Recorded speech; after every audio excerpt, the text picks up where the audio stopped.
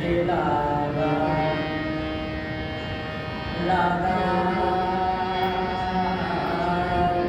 भक्ती म्हणजे लागा लागा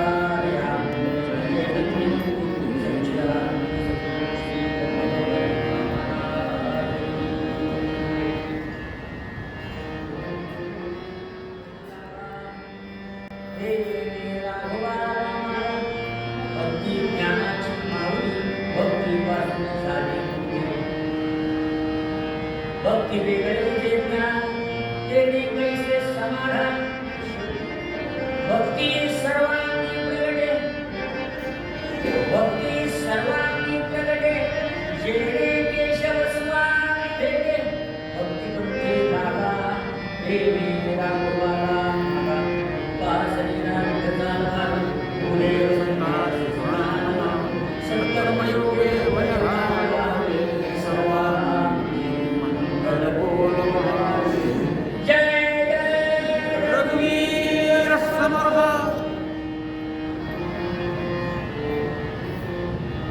जेवढ्या सामर्थ्याने आवाज नाही आला बोलावाच नको ना असं वाटायला नको जय जय रघुवीर समर्थ ऐकल्यानंतर 10-12 दिवस उपोषणाला बसलेले आहेत की काय लक्षात देत नाही कोणी असं सामर्थ्याने आवाज द्यायला पाहिजे ना कसा सामर्थ्याने द्यायला पाहिजे दाखवायचे जय जय रघुवीर समर्थ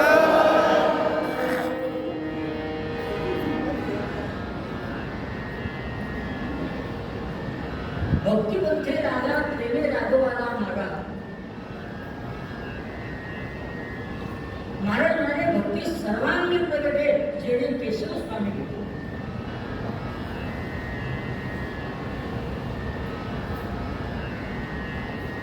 षड्गुण ऐश्वर्य संपन्न सर्वेश्वर भगवान परमात्मा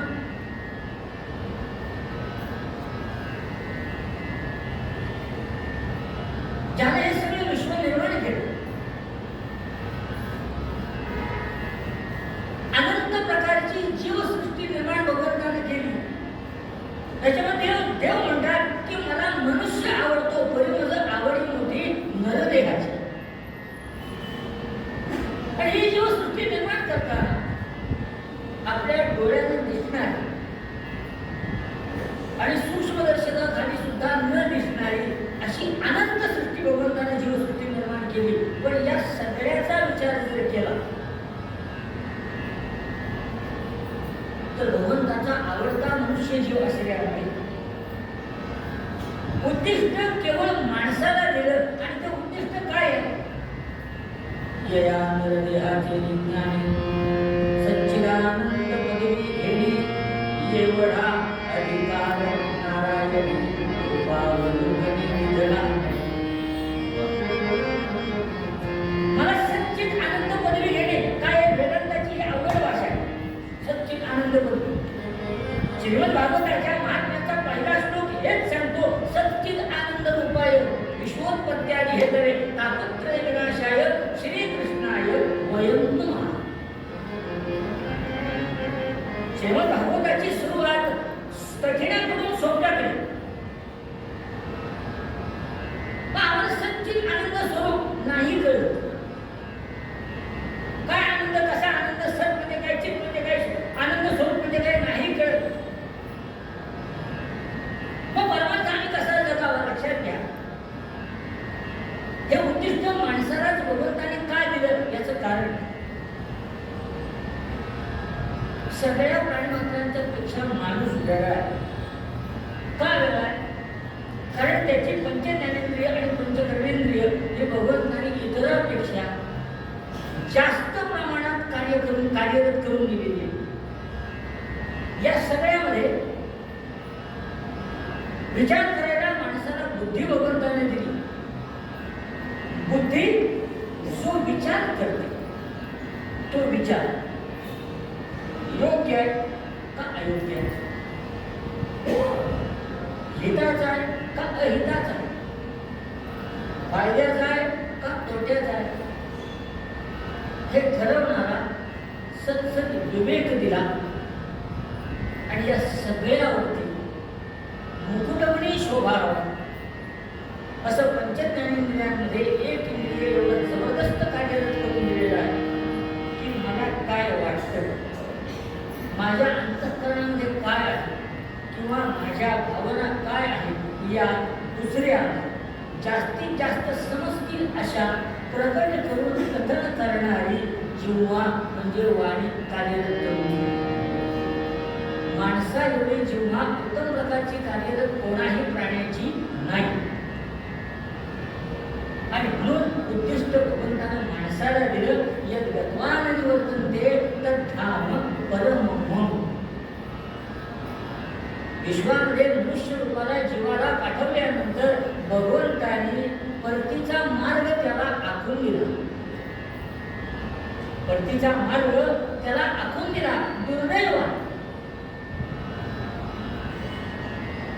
तो मार्ग आमच्या विस्मृतीत गेला. तो मार्ग आम्हाला कळत नाही, आठवत नाही, विसरलो आम्ही तो मार्ग. या मार्गावरून कदाचित हो माणसाला चालणार नाही ही जाणीव संतान. तर त्या उद्दिष्टामध्ये प्रत्येक जीवाला पोचावं ही सगळ्या संतांची धडपड आहे.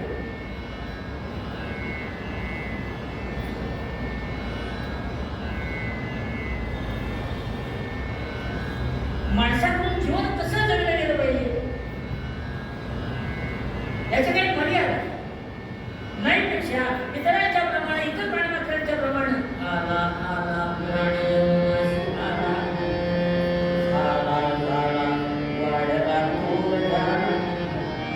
केला केला यावही सर्व केला शेवटी एक दिवस गेला गेला बापूला व्यर्थ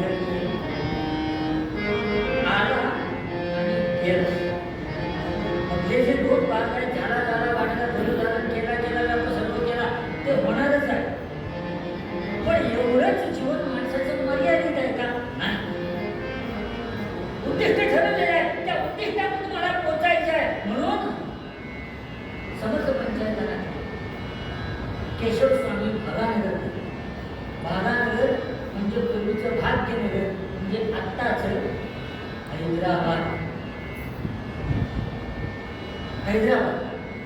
माझ्या मत भाग्यात केशव स्वामी सेवा समितीने जो महोत्सव सुरू केला होता त्याच्यामध्ये केशव स्वामीची सेवा करण्याचा भाग तुम्हाला 2015 साली मिळाला.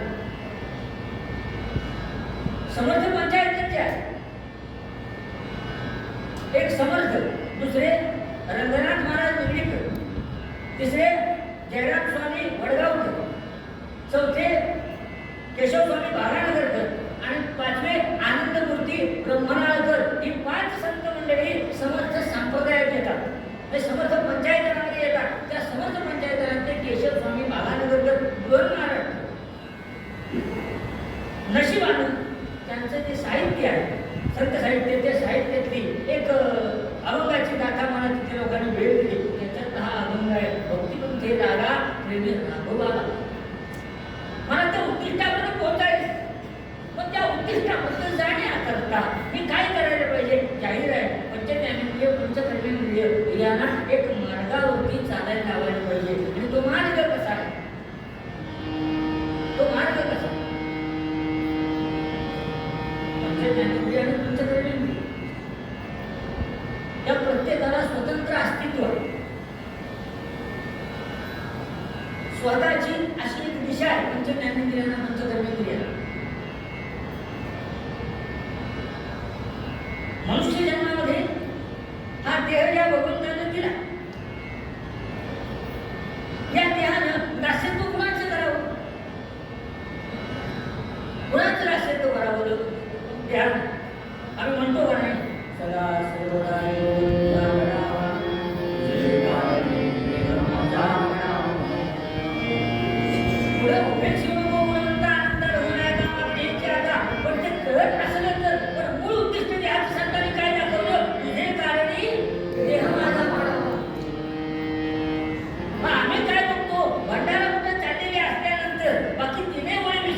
तिथं ताट हातात द्यायचं उघडायचं तुझे कारण देह माझा.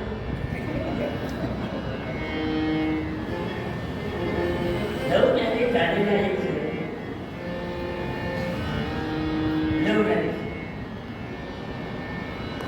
दोघा नवरा बायकोचे एकमेकावर अपार आणि माझ्या चांगला घसमटीतल्या परिचयाचा कथे करता गेलो. त्यांच्या मुक्काम त्यांच्याच घरी 5-6 दिवसाचा मुक्काम म्हणजे दोघांचा जीव एकमेकावरती, म्हणजे शरीर 2 आत्मा 1 याचा अनुभव यावा. तिला काय हवं आहे हे याला आधीच कळायचं, याला काय हवं आहे हे तिला आधीच कळायचं. हे बघायला फार विरळ मिळतं. हे बघायला प्रपंच या संसारामध्ये फार विरळ दिसते.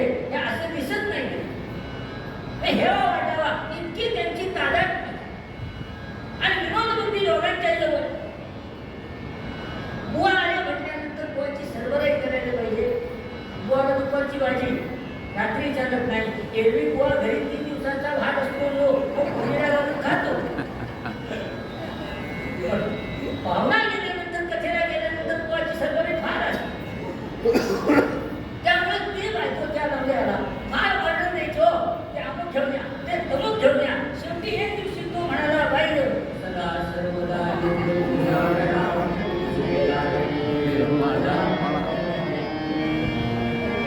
प्रपंचातला हा विनोद सोडून द्या, पण प्रपंचात जाऊन परमार्थ आम्हाला साधायचा आहे. आम्ही शब्दप्रयोग चुकीचा करतो, लक्षात घ्या. प्रपंच करून परमार्थ करतो. परमार्थ ही करायची गोष्ट नाही, परमार्थ ही साधायची गोष्ट आहे. दास कोणी कोणाचं व्हावं? मनुष्यानं माणसाचं दास व्हावं का? इंद्रियाने म्हणून त्या सगळ्या पंचकर्मेंद्रिय आणि पंचज्ञानेंद्रियाने पंचविषयाचा दास व्हावं का? कुणाचा दास व्हावं? शब्द मला सांगा, नाक कान जीभ डोळे आणि त्वचा ही पंचज्ञानेंद्रिय. या पंचज्ञानेंद्रियांनी काय करावं हे वामन पंडितांनी आम्हाला सांगितलेलं आहे. सद्भावी श्री यशोदा सुत पद कमला पूजिलेला जयाही जिव्हा ज्यांची राधा प्रिय गुणी तथा निरंजनी केढवाही प्रेमे ते कर्ण ज्यांचे यदुपती सुत कथे माझी झाले न दंग धिक्कार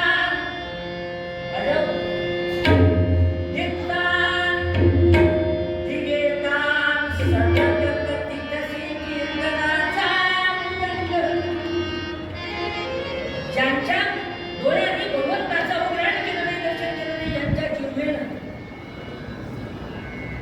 भगवंताचं गुणगान गायलं नाही, ज्यांच्या कानाने भगवंताची कथा ऐकली नाही, ज्यांच्या हाताने भगवंताला नमस्कार केला नाही आणि जे पाय हरिवंतराची वाट चालले नाहीत, कीर्तनातला मृदंग अशाचा धिक्कार करतो असं वामन म्हणतात. त्याचा धिक्कार करतो. बस सत्कार नाही झाला तरी चालेल, पण योग्य दिशा काय आहे? ती दिशा आम्हाला जीवनाचा उद्धार व्हावा याकरता कोणत्या दिशेनं जावं? केशवस्वामी बागानकरांचे गुरु महाराज त्यांनी मनुष्य जीवाच्या मनाला उपदेश करताना जो मार्ग दाखवला, त्याच मार्गाचा उपदेश केशवस्वामी बागानकर करतात. समर्थाने काय उपदेश केला मनाला? बघा, सैरभैर असणारं माणसाचं मन की जे एका ठिकाणी चिरकाल राहत नाही, मनाचा व्याप जो आहे हा निमिषार्ध कालावधीत योजने प्रवास करण्याची ताकद त्याची आहे. विज्ञान असं सांगतं की प्रकाशाचा वेग सगळ्यात जास्त आहे, पण प्रकाशाच्या वेगापेक्षा कितीतरी पट अधिक वेग हा या मनाचा आहे. या एवढा दुर्गुण त्याच्या जवळ आहे.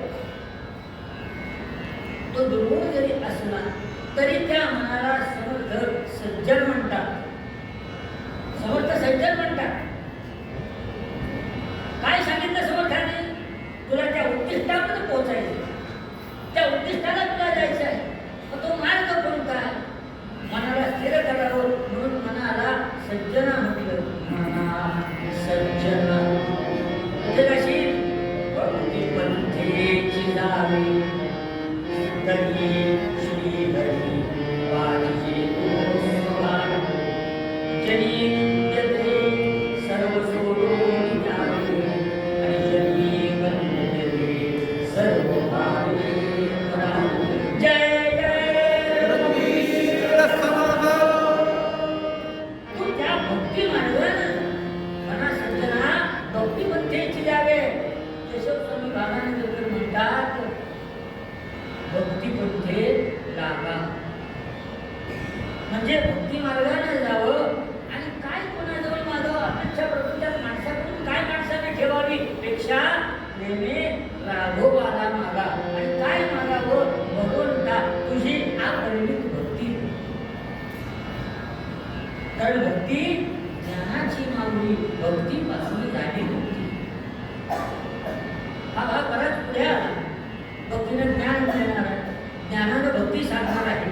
भक्ती सर्वांची प्रगतीची आहे, भक्ती वेगळ्याची ज्ञान देण्याची समाधान, पण मुळात ज्या भक्ती मार्गाने जा असं केशव स्वामी सांगतात. ती भक्ती भक्ती म्हणजे नक्की कशी, कशाला म्हणायचं भक्ती,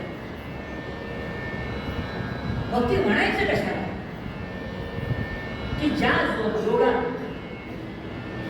परमात्मा माझा होतो, ज्या भगवंताने भक्तीनं भगवंताला, ज्या भक्ताने भक्तीनं भगवंताला वश केला, तो काय करतो भक्ता करता, तो काय करतो,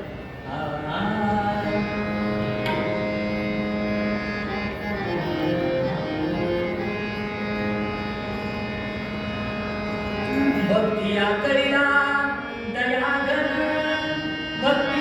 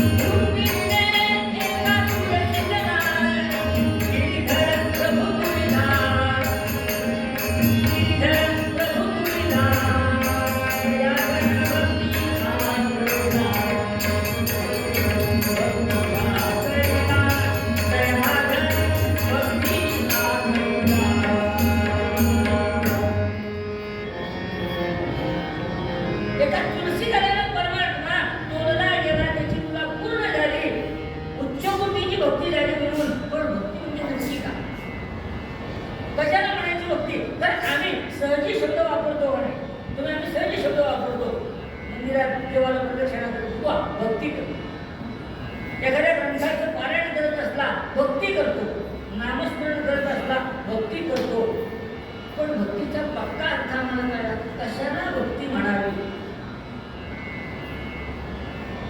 आमची भक्ती कशी आहे माहितीये, सुट्ट्या पैशाची. कसं कसं बघा ना, मंदिरात गेल्यानंतर आत्मपरीक्षण तुम्हीच काय झाला, मी झालो तरी त्याच्यात आलो.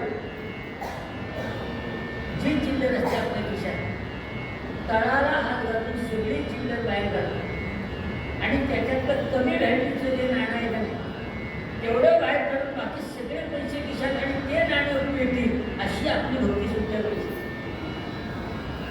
आम्हाला भक्तीचा पक्का अर्थ कळला नाही.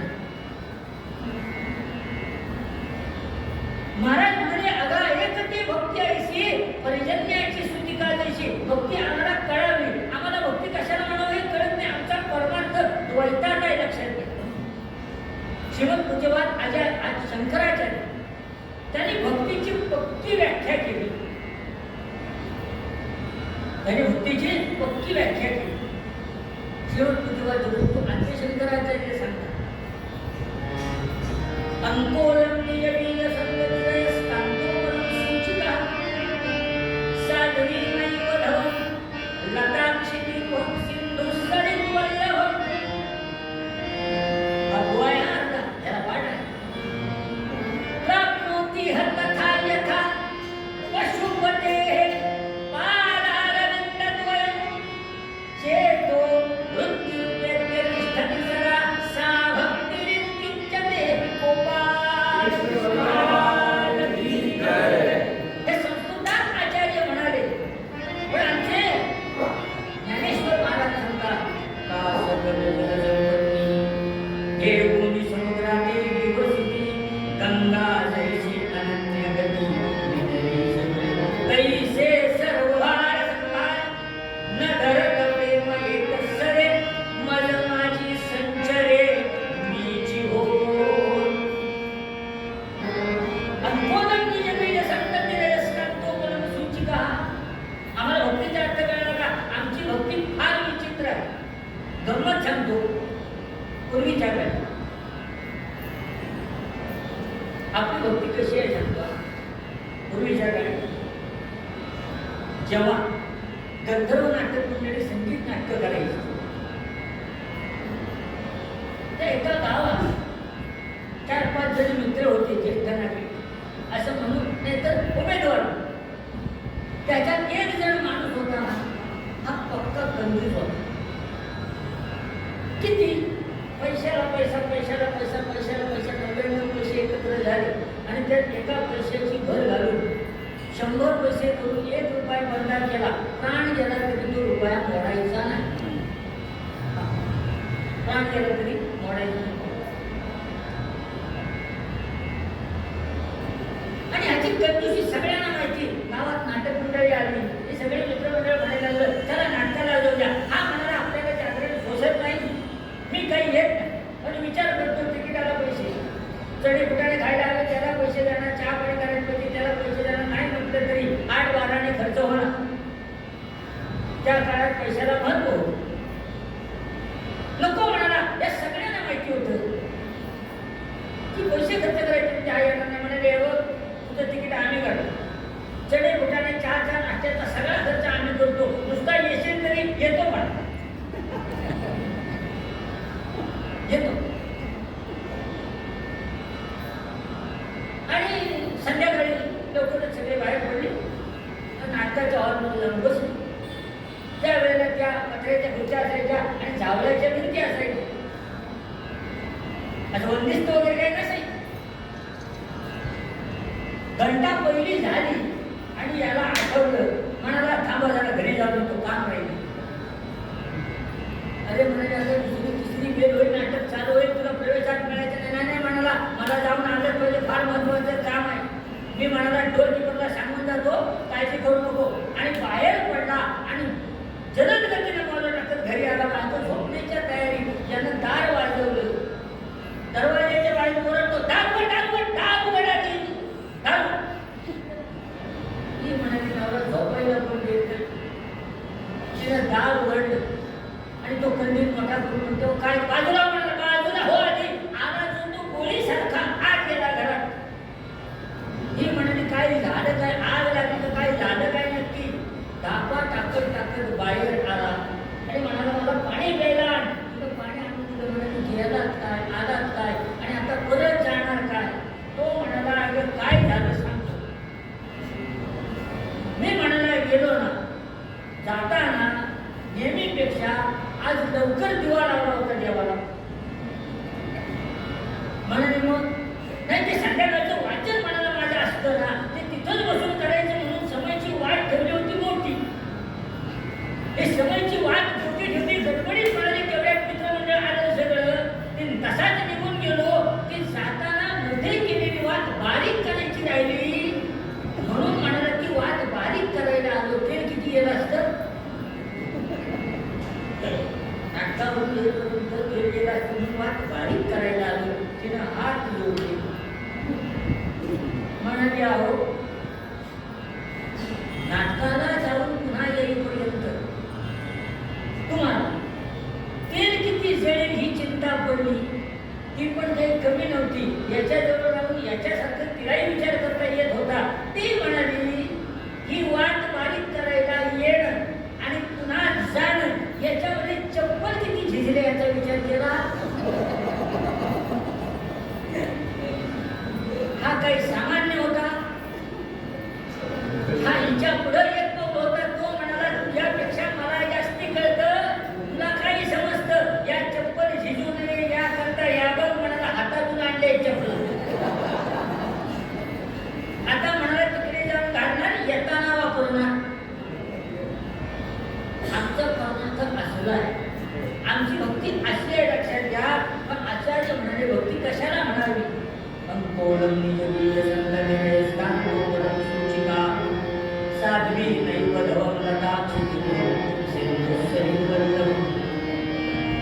दक्षिण भारतात अंकोल नावाचा एक वृक्ष आहे. त्या वृक्षाला जी फळं येतात, त्या फळांचा गुणधर्म असा आहे की नैसर्गिक रीतीने जर ते फळ पडलं तर ते जिथे फळ लागलेलं आहे गुरुत्वाकर्षणाच्या नियमाने ते तिथेच खाली जमिनीवर पडायला पाहिजे ना. तसं न पडता ते फळ झाडाच्या बुंध्यात आचार्य सांगतात म्हणजे हे सत्य. बाबा वाक्याप्रमाणे असं म्हणाले कुठेही जरी असला विचार काहीही करत असला जरी तरी या अंकुर वृक्षाच्या फळाप्रमाणे ज्याच्या विचाराचा शेवट भगवंताच्या मध्ये होतो त्याला म्हणायचं भक्ती. मग आचार्य म्हणतात हे दृष्टांत गौण आहे. कारण एखाद्या झाडावर चढून ती सगळी फळं काढली आपल्या घरी नेऊन ठेवली तर त्याच्या घरातून ती फळं झाडाच्या बुंद्यात येऊन पडत नाही. म्हणजे म्हणाले हा दृष्टांत गौण आहे. कारण थोडासा विकल्प जर आला अडथळा आला तर वृत्ती भगवंताच्या नामापासून बाजूला होते. म्हणजे हे चालत नाही, चालणार. अयस्कांतो परम सूचिका म्हणजे लोहचुंबक, त्या लोहचुंबकाची सुई, लोहचुंबकाचं गणित माहिती आहे आपल्याला. लोखंडाचं आकर्षण तो करतो. आम्ही लहान असताना खेळ खेळायचो. तोच खेळ आचार्यांनी या श्लोकात दृष्टांत म्हणून वापरला. त्या टाचण्या लोखंडाच्या एका टाचणीत घ्यायच्या आणि घालून लोहचुंबक फिरवायचं. काय होतं त्या टाचण्यांची गंमत वगैरे आवडते का नाही आम्हाला? थोडासा विकल्प मध्ये जर असेल भक्तीमध्ये तर त्याचा परिणाम होत नाही. पण जाड पुठ्ठा धरला तर लोहचुंबकाचा परिणाम कमी होतो. टाचण्यांची हालचाल मंदावते. एखाद्या म्हणाला 1.5 इंचाची जाडी फळी घेतली त्याच्यावर टाचण्या ठेवून खाली लोहचुंबक फिरवला परिणाम होतो? होत नाही, होणार नाही. काय आहे आलेल्या संकटाची वृत्तीमधली जर तीव्रता वाढली, प्रमाण वाढलं तर मन आणि जीव, मन भगवंताच्या पासून वृत्ती बाजूला होते. म्हणजे हाही दृष्टांत गौण आहे. साध्वी नैवधवम पतिव्रता, जी स्त्री पती हा परमेश्वर आहे या हेतून सेवा करते. पतिव्रता कुणाला म्हणावं? गुरुचरित्राचा 35, 36 आणि 37 अध्याय वाचा. कुणाला पतिव्रता म्हटलेला आहे? साध्वी कुणाला म्हटलेला आहे? जिला नवऱ्यानं नेसलेल्या धोत्राच्या काठाचा रंग माहिती नाही तिला साध्वी म्हणावं. म्हणजे स्त्रीची नजर कुठे? वा तुमच्याकडे ठेवा. आता नवऱ्याच्या डोक्यावरच सगळं दिसतं बायकांना, बायाजवळ काय राहिले. त्यामुळे हा वृत्तांत म्हणाले कितीही जरी अशी साध्वी आहे जरी तरी मनात आहे पती सेवा परायण आहे, पण तिची इच्छा असून सुद्धा महिन्याचा 30 दिवसाचा रजोदर्शाचा जो स्पर्श काळ आहे त्याच्यामध्ये ती सेवा करू शकत नाही. म्हणजे खंड पडतो. त्यामुळे हा पतिव्रतेचा दृष्टांत सुद्धा याप्रमाणे सेवा करणारा म्हणजे गौण ठरतो.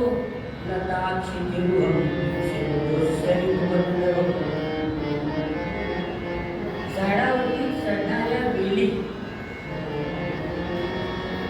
ज्या झाडाच्या आधारानं वाढतात, एक वेळ अशी येते की ते झाड आणि त्या वेली एकरूप होतात.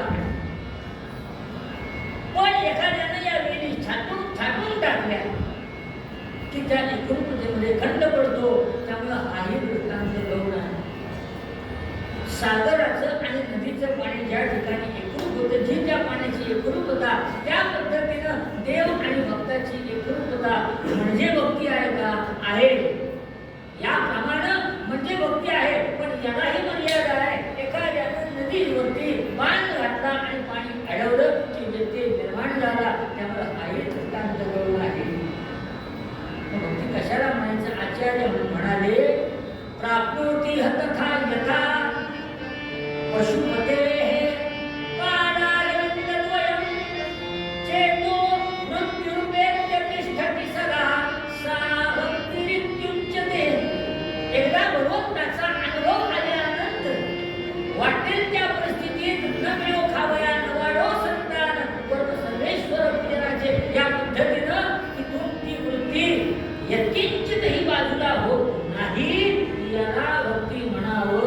म्हणजे भक्ती शब्दानं सांगता येत नाही. उदाहरण विचारलं कदम महामुनींना की भक्ती नक्की म्हणजे कशी असते, काय करावं? त्यावरती कदम महामुनी सांगतात तेव्हा भक्ती कशाला म्हणतात?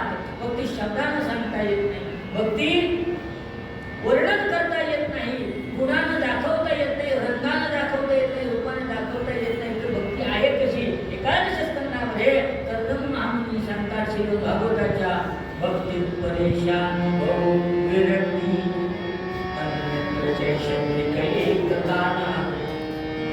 यजमानस्य यथा देव तुष्टि सुखपालो वासं गोपाल कृष्ण महाराज की जय. भक्ती परेशान हो विरक्ती. भगवंताच्या तत्वाचा परोक्षानुभव ज्याला म्हटला जातो की तो आणि मी वेगळे नाही तर एकच आहोत, हा अनुभव जो तुला येतो ना त्याचंच नाव भक्ती असं आहे. आणि भगवंताचं वैशिष्ट्य आहे, भगवंत त्रिभुवनाचं ऐश्वर्य देईल, भगवंत स्वतःचं स्थान देईल, पण त्याला वाटल्याशिवाय परमात्मा आपली भक्ती कोणालाही देत नाही. जी त्यानं भक्ती आपली संतांना सद्गुरूंना आणि गोकुळातल्या गोपींना फक्त दिली, बाकी कोणालाही दिली नाही. म्हणून जीवनाचा उद्धार आम्हाला जर करायचा आहे तर भक्ती सर्वांना